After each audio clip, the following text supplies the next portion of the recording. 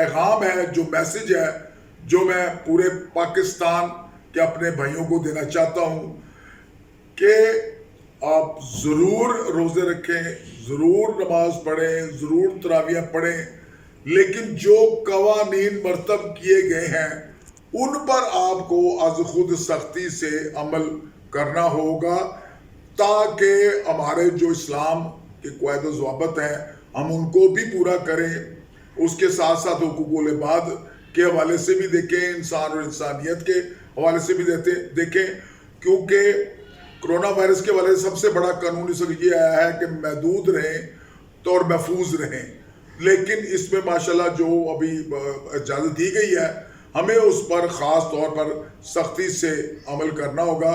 अल्लाह ताला आपका हामी और नासिर हो। वस्सलाम।